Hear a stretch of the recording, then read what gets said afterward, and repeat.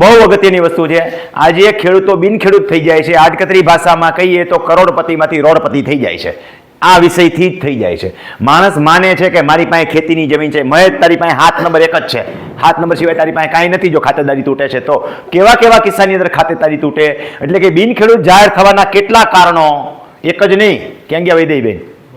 એક જ નહીં. એના માટે ઇમ્પોર્ટન્ટ હતો, કાંઈ ટોપિક રાહ નહીં જોવાય. તો કલેક્ટરના પ્રમાણપત્ર વગર અંતિમ જમીન તમે વેચી નાખી હોય તો ખરીદી લીધી હોય તો પણ આવી જમીન તમારી બિનખેડૂત જ ગણાય. ભલે હાથ નંબર તમે પરમિશન મામલતદાર પાસેથી લીધી હોય, મામલતદાર આપી દે છે, પણ એ વેલિડ નથી. પ્રાંત આપે એટલે હાલે. પ્રાંત ડેપ્યુટી કલેક્ટર કલેક્ટર હોય છે, પણ મામલતદારનું હાલે નહીં ને. લોટ ઓફ વ્યક્તિઓ મામલતદારના સર્ટિફિકેટના આધારે જમીનો ખરીદી દે. મામલતદાર આજે લખી દે છે. પેલા લખી દેતા હતા નહીં, પણ આજે લખી દે છે. સમૃદ્ધ કો નહીં દોષ ગોસાઈ, એનો કાંઈ વાંક છે નહીં, વાંક તમારો જ છે. તમને ખબર હોવી જોઈએ કે મારે આ પ્રમાણપત્ર લઈને જમીન ન ખરીદે, ઓલો ચડાવી દે પાછો, પછી શરત ભંગનો કેસ હાલે. 7 નંબરમાં નામ ન હોય અને વિલના આધારે જમીનમાં નામ ચડી જાય તોય ખાતેદારી તૂટે. ભલે ચડી ગયું હોય, વર્ષો પહેલા ચડી ગયું હોય તોય તૂટે, અગાઉ ચડી ગયું હોય તો પણ તૂટે. આપણે વાત કરી હતી ને વિલ લેતી વખતે. એવી જ રીતે ભેટ બક્ષિસથી જમીનમાં નામ ચીડ્યું હોય તો પણ ખાતેદારી તૂટે. દત્તક વિધાન કરેલું હોય પણ દત્તક વિધાન સાબિત ન થતું હોય, આ બેનના કિસ્સામાં, તો પણ ખાતેદારી તૂટે. વારસાગત જ મેં કીધી, માતૃપક્ષમાંથી આવી હોય, એમાં વાઇફ ઓફ વગેરે ન કરાવેલું હોય તોય ખાતેદારી તૂટે. કારણ કે લિંક તો પ્રોપર મળવી જોઈએ. બાપ દાદાના નામની વિસંગતતા હોય, લાલો, લાલજીભાઈ ને વળી લાલજીભાઈ કઈક વળી ગોરધનભાઈ બીજું કહેતા હોય, ખબર છે ને, આવા નામ હોય. હવે લાલો લખાવી દે પાછો, રેકડમાં નામ બીજું હોય, અને પાછું એટલેથી અટકે ત્યાં કાંઈ વાંધો નથી, એ તો સાબિત નથી થતું. પણ વા લાલો કર્યો, વારસાઈ વખતે બધા ગોરધનભાઈ થાય. સમજાણું? ડખો ન્યા થાય, નકર એ તો કોઈ જોવા માંગતા નથી. એટલે કે ચોપડા ઉપર સાબિત થઈ જાય કે આમાં વિસંગતતાઓ છે તો એ તકલીફ. નકર એ ભૂલવાળું નામ હલાવી નખાય વારસાગતમાં, એટલે એ નીકળી ગયું. હયાત નો જૂનું વયું ગયું, એ વયું ગયું, એ રેકર્ડથી એનું નામ થઈ ગયું. તેથી ક્યાં કઈ પુરાવા હતા? આધાર કાર્ડ તો હવે આવ્યા ને, તેથી જે હતા એ હાલતા હતા, બબે નામે હાલતા હતા. અને એવું ક્યારેય કોઈ હોય ને તો આજની તારીખે એવું હોય ને તો ઉર્ફે કરાવી લેવાનું, એટલે ખાતેદારી ન તૂટે.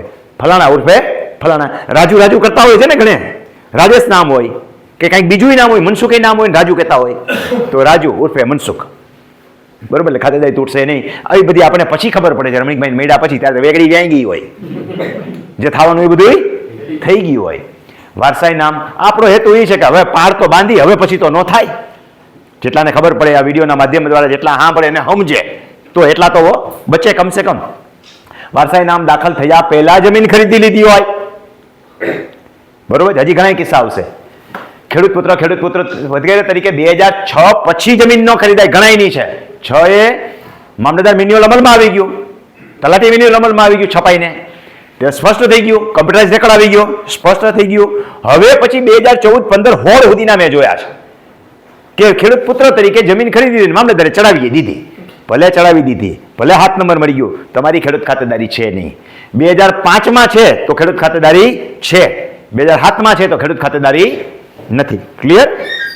તો હક કમી કરી કલેક્ટર પાસેથી સર્ટિફિકેટ લીધા વગર હાથ નંબરના આધારે ભાડે બીજી જમીન ખરીદી લીધી હોય, અહીં હક કમીની અરજી દઈ દીધી, પછી કલેક્ટરનું સર્ટિફિકેટ લેવું પડે ને હક કમીના કિસ્સામાં. પહેલા લઈ લો તો કાંઈ વાંધો નથી, પહેલા જમીન ખરીદી લો તો કાંઈ વાંધો નથી, પણ હક કમી કરી નાખે. હાથ નંબરનું નામ તો જે જીવતું હોય ને, કાચી નોંધ આવી હોય, તો તમે ખાતેદાર મટી ગયા.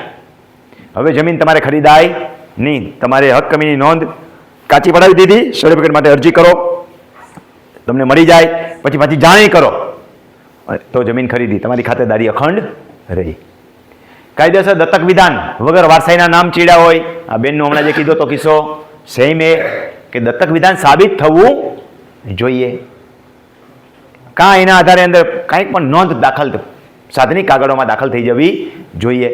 દત્તક વિધાન ખેડૂત ખાતેદાર થવા માટે નથી, જેન્યુન હોવું જોઈએ.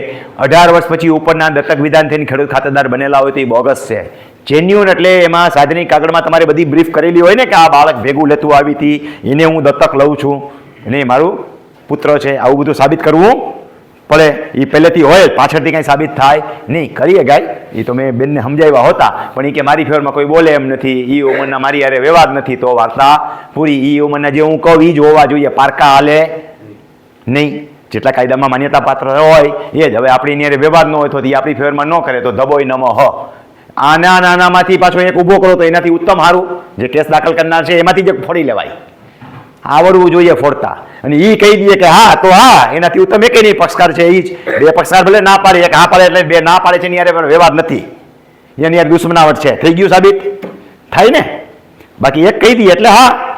તો આ બધા જે છે ગોઠવણ ચોકઠા છે બધા. શતરંજ રમતા પણ આવડવી જોઈએ. કમ્પ્યુટરાઇઝ રેકોર્ડ થયા પછી ભાઈ પાસેથી ભાઈએ જમીન મેળવી હોય તો ન હાલે. અગાઉ હાલતી હતી ને, ભાઈ પાસેથી ભાઈએ જમીન મેળવી હોય. પછી આપણે એવું છે મોટા ભાઈ પાસેથી નાના ભાઈથી મોટા ભાઈ હાલે તો હાલે. મેં ક્યાં નાનું મોટું છે, હાલે. ભાઈ પાસેથી ભાઈએ જમીન મેળવેલી હોવી જોઈએ. અગાઉ એવું થતું હતું સમજા, કે બાપુજી ગુજરી જાય તો ભાઈના નામે આખી જમીન આવી ગઈ હોય તો એ બીજા ભાઈઓને જમીન આપી શકે. પણ હવે નહીં, હવે કમ્પ્યુટરાઇઝ રેકોર્ડ થયા પછી તો વારસાઈ કમ્પલસરી જ, કે હયાતીમાં હક કમ્પલસરી જ, પછી જ બીજું બધું થાય. તો એ પહેલાનું હોય તો એ ખાતે, પછી આવું થયું હોય તો ખાતે કાકા પાસેથી ભત્રીજાએ મેળવેલી હોય. એક કિસ્સો બીજાનો કોકનો એવો હતો જ, તો એ પણ હાલે નહીં. અન્ય જગ્યાએ જમીન હોય તો સવાલ નથી. આ અંતિમ જમીન, પ્રથમ જમીનની વાત છે, અંતિમે નહીં, પ્રથમ જમીન. પછી ભલે એની પાસે જાજી હોય કે મારી અંતિમ ક્યાં છે, પણ એ પછી એની ને પેલા આ જમીન તો ખાતેદારી તૂટી. અંતિમ જમીનના ફેરફારમાં કબજા ફેર હોય ને જુદા દસ્તાવેજ કરવાથી પણ ખાતેદારી તૂટે. આમ અમે આમ કરો ને, આમ ફેરબદલી, ખાતેદારી તૂટે. એકી હારે એક જ સમયે કરવી ને કાં સર્ટિફિકેટ કઢાવીને જ કરવી, કાંઈ મગજમારી નહીં. એ ઉત્તમ ઉત્તમ રસ્તો. નહીતર એકી સાથે એક જ સમયે આમ કરવી એવું બહુ ઓછા કિસ્સામાં શક્ય છે. એટલી જાણકારી પણ હોવી જોઈએ. અંતિમ જમીનના કિસ્સામાં દસ્તાવેજ કરવાથી ખાતેદારી તૂટે. આવા અનેક કારણો છે કે જેથી તમારી ખાતેદારી તૂટે. હજી આ સિવાયના 2-4 છે, પણ એ બહુ ઇમ્પોર્ટન્ટ નથી એટલે આપણે ચર્ચા કરતા નથી. ટૂંકમાં ખાતેદારી તૂટવાના અત્યાર સુધીમાં આપણે 1 કે 2 કારણો સમજતા હોય એટલા નથી. અનેક એંગલથી તમારી ખાતેદારી તૂટી શકે છે અને પરિણામે આ જમીન છેલ્લે ક્યાં જાય? શ્રી સરકાર.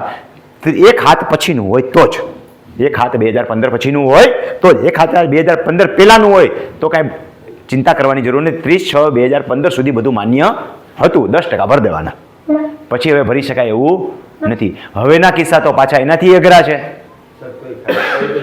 હા, એ તો ગઈ જ ખાતેદારી તો ગઈ જ. ખાલી જમીન બચી એટલો તમારો નિકાલ થઈ ગયો, એટલે 300%માં તમે બચ્યા. ખાતેદારી તો ગઈ જ.